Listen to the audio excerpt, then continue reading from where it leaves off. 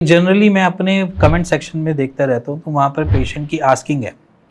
Patient ये पूछता है कि वेरिकोसील 3 महीने में या 6 महीने में या 8 महीने में कैसे ठीक होता है, या उनके अंदर डाउट है कि इतना टाइम पीरियड कैसे लगता है और क्यों लगता है। तो मैं डॉक्टर हिमांशु धवन आज आपको सिंपली ये समझाऊंगा कि वेरिकोसील क्यों टाइम लेता है ठीक होने में, और दूसरा क्यों इसलिए जल्दी ठीक हो जाते हैं पेशेंट, उसके बारे में भी आज रिस्पॉन्ड करूंगा। तो सबसे पहले समझो कि वेरिकोसिल होता क्या है।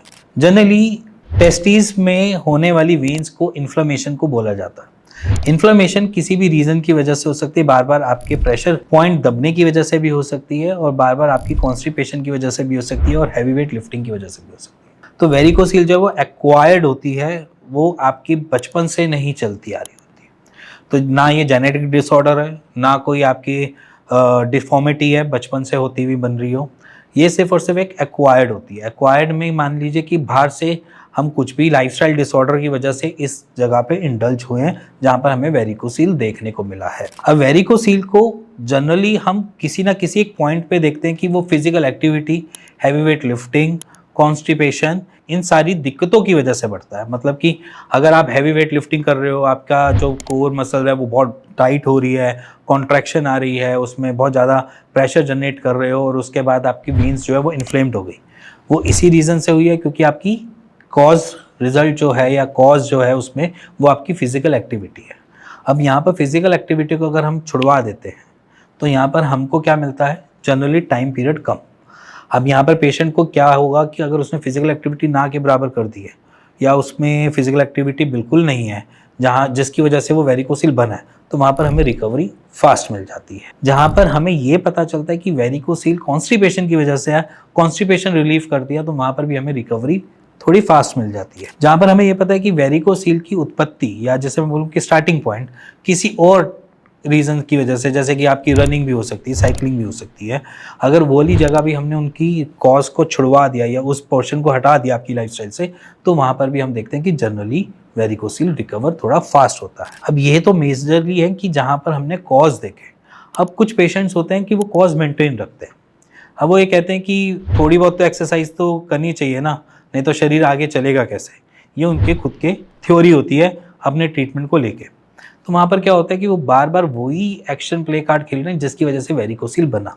अब मान लीजिए मैं आपके एक ही जगह पे बार बार मारे जा रहा हूँ, और आप इसके लिए दवाइयाँ खा रहे हो कि मैं एंटी इन्फ्लेमेटरी खा रहा हूँ, या कोई भी ऐसी दवाइयाँ खा रहा हूँ जो मेरे को यहाँ पर दर्द दे रही है, मैं दर्द की दवाइयाँ खा रहा हूँ, तो क्या ये मार जो है वो बंद हो जाएगी या खत्म हो जाएगी? नहीं होगी ना।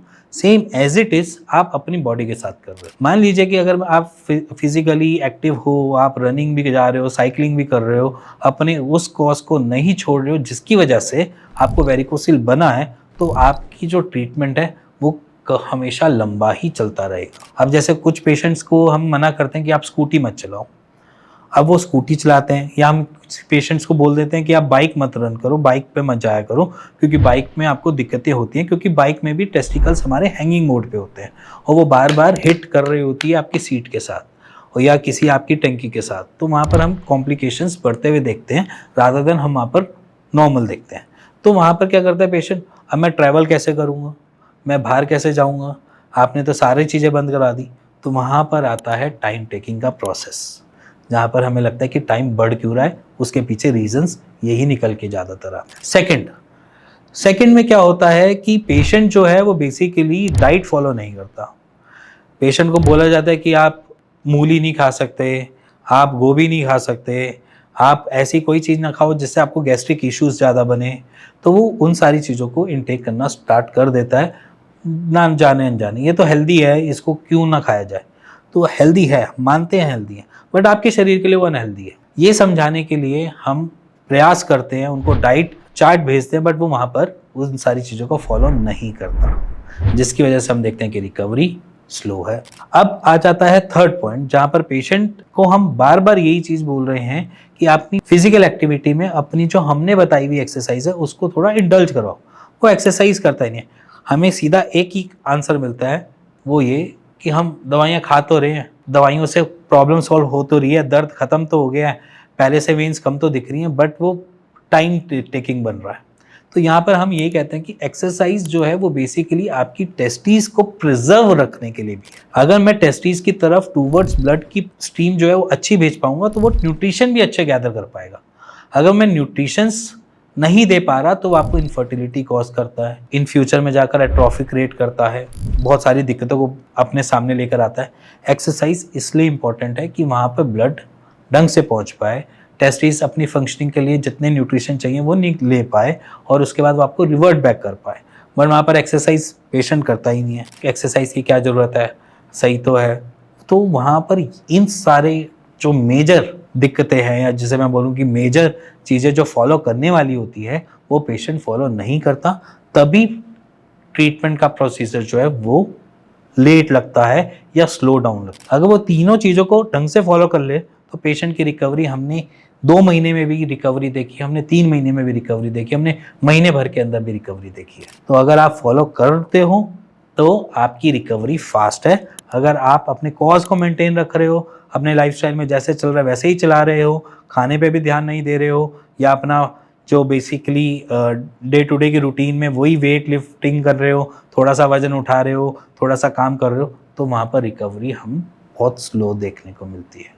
इसीलिए उन पेशेंट्स को टाइम लगता है और उन पेशेंट्स को टाइम कम लगता है जिन्होंने हर चीज़ को फॉलो किया हुआ। जैसे मान लीजिए आपके शरीर को बुखार है, तो बुखार के टाइम में आप काम करना पसंद करोगे या फिर आप रेस्ट करना पसंद करोगे? उसका कमेंट पे आप आंसर डाल देना यस या नो, और जो मेरी रिकमेंडेशन रहेगी वो उस टाइम आपका रेस्ट जरूरी है। सेम उसी तरीके से समझो कि अगर वेरिकोसिल हुआ है तो आपके शरीर को रेस्ट जरूरी है, ना कि आपका वर्कआउट। तो सिंपल ये तरीका है। तो अगर आप अपनी डॉक्टर्स को ढंग से फॉलो कर लोगे वहाँ पर आपको रिकवरी अच्छी मिल जाएगी। अगर आप फॉलो नहीं कर पा रहे हो तो ट्रीटमेंट आपका स्लो डाउन जाएगा ही जाएगा। इसी के साथ अगर आपको ये वीडियो अच्छी लगी हो, पसंद आई हो, तो प्लीज़ लाइक शेयर कर दीजिएगा। इसी के साथ मिलेंगे नेक्स्ट वीडियो। तब तक नमस्कार।